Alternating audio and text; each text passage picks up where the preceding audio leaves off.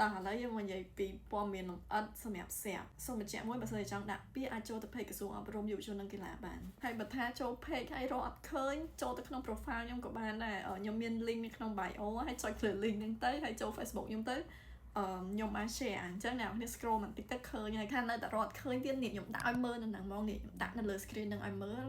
អូខេ information គ្រប់អស់ហើយអូខេតាន់អញ្ចឹងឥឡូវសូមនិយាយពីព័ត៌មានទូទៅសម្រាប់កម្មវិធីហ្នឹងដែរគឺរើសបេក្ខជនចំនួន16នាក់សិនជាជាប់បានទៅជប៉ុនឆ្នាំក្រោយបានទៅសិង្ហបុរីបានទៅថៃទៀតអាយុដែលអាចដាក់ពាក្យបាន18ទៅ30ឆ្នាំចានិយាយទៅនៅលើកប៉ាល់ហ្នឹងគឺត្រូវនិយាយភាសាអង់គ្លេសគ្នាដោយសារយើង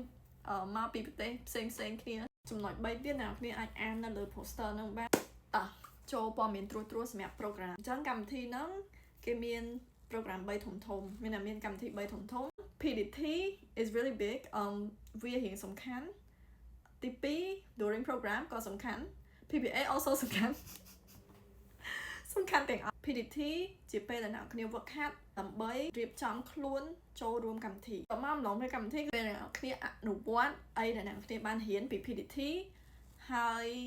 អីដែលអ្នករៀបចំពី PDT ទៅហ្នឹងគឺយើងយកទៅធ្វើវានៅលើកប៉ាល់នេះខ្ញុំនិយាយត្រួសវាមានជ្រៅជាងហ្នឹងទៀតប៉ុន្តែ